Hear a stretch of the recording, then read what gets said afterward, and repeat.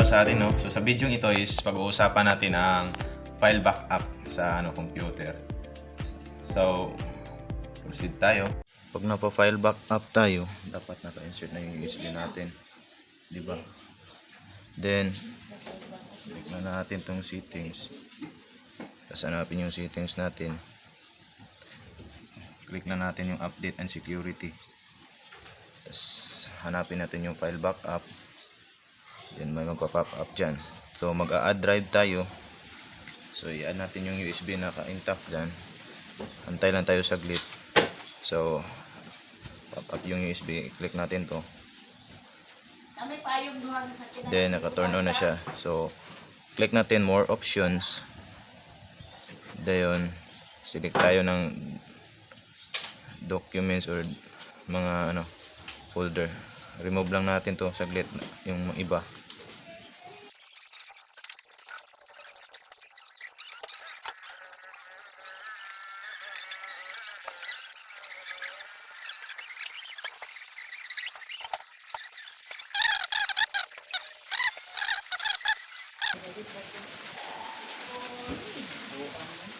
So yung documents lang yung i-backup natin. So select lang tayo ng font. Every 10 minutes tayo magba-backup. So i-backup lang natin yung tapos ating backup natin yan, backup now. Then so antay lang tayo saglit. Mga 10 minutes. So after 10 minutes, so naka-backup na yun. Try natin mag-backup tayo. So try natin. So dito to, yung binackup natin is yung documents, di ba?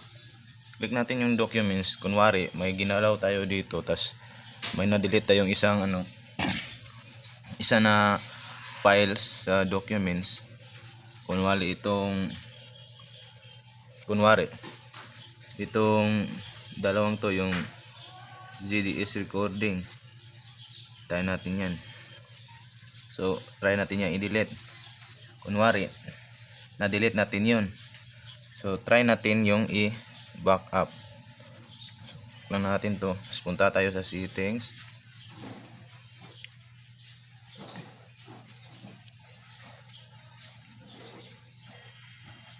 Tingnan natin.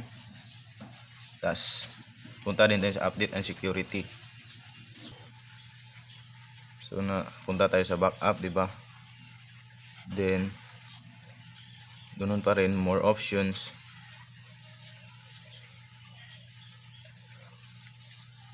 Click lang natin yung yung more files from current backup. Click lang natin yan. Then ito yung lalabas. So click natin yung documents na backup natin. Tapos hanapin natin yung dinelete nating files. So ZDS recording. Yan. Click natin yan. Tapos i-click natin tong return or restore. Then click natin. Then nag-restore na siya. So hanapin natin yon. So ayan, bumalik na siya sa sa files, sa natin, sa documents.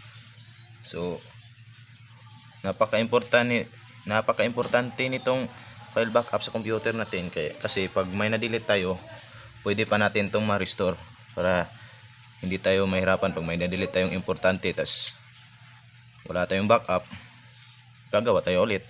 So pag may backup, hindi na tayo gagawa, i-restore natin yung files na na ginawa natin. Sana may matutunan kayo. Thank you.